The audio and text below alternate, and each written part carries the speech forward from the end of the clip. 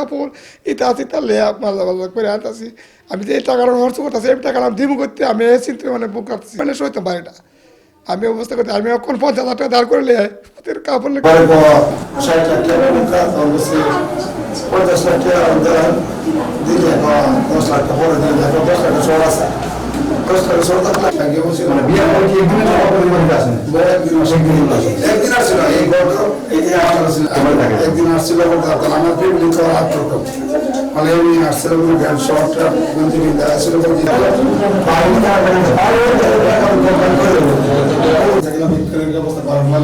আমি মোহাম্মদ নাসির মিয়া, আমি মুজাহিদ মিল্লাতের আব্বু। আমি দীর্ঘদিন 21 বছর বিদেশ করেছি। যেমন আমি কম টাকা মরুভূমি চাকরি করছি, মনে করেন আমি যে টাকা বেতন পাইছি আমার ছেলেপেলে লেখাপড়া করতে করতে আমি মানে শূন্য হাত। এই ছেলে যখন একটু লেখাপড়া শিখছে ইউটিউবার হয়েছে তখন আমরা একটা আশা ভরসা হচ্ছে ছেলের দিয়ে আমরা একটা কিছু আল্লাহ আমরা করাইব। তখন এই ছেলেদের বিয়ে করে মনে করেন নিজেদের লাভ বিয়ে করছে, আমরাও নিষেধ দিয়েছি না, ঠিক আছে তোমার পছন্দ তুমি বিয়ে করছো আলহামদুলিল্লাহ, তোমাদের সুখে থাকো আমরা সুখ। তখন এই বিয়ে করে মনে করে হে বউ ইউটিউবার হয়েছে, হে ও ইউটিউবার হয়েছে, আস্তে আস্তে বলেছে হে দেশ যা মনে করেন যাইলে আমরা তো জানি না কিছু করে আমার আব্বু আমরা কোম্পানির অর্ডার দিয়ে আমরা কোম্পানির অর্ডারে যাই। আমি বলছি অত টাকা পয়সা নষ্ট না, টাকা পয়সা আমরা দেয় না কোম্পানিতে। আমি তো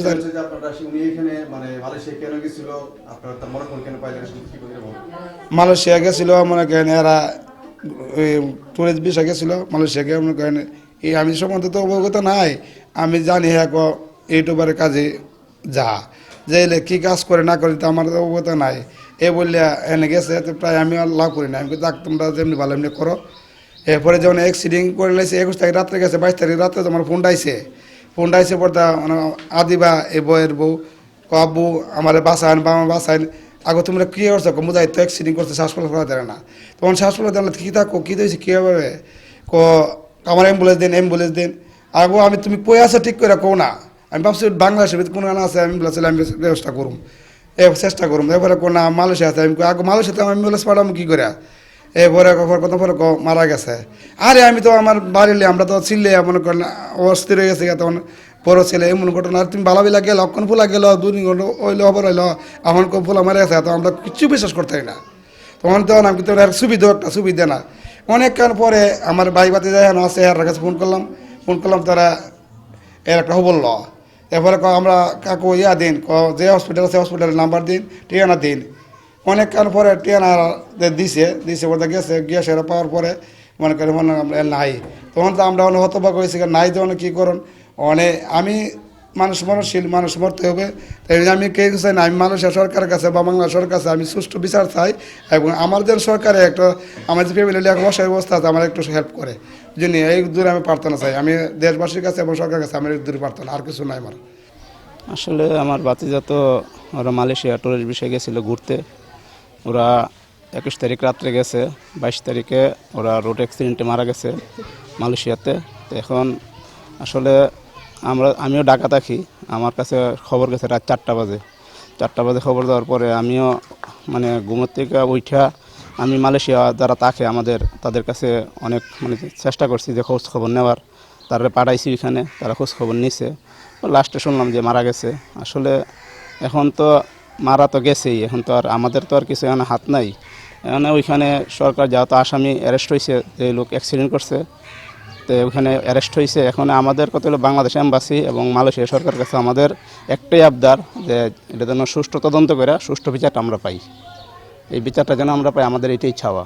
কারণ আমার ভাতিজার জন্য হত্যা হয়ে গেছে, ওইখানে মৃত্যু হয়েছে, কারণ মৃত্যু তো মানুষের হবেই, কিন্তু এটা কীভাবে হয়েছে ওইখানে তো আর আসামি অ্যারেস্ট হয়েছে, এরা আমরা সুষ্ঠু বিচার চাই।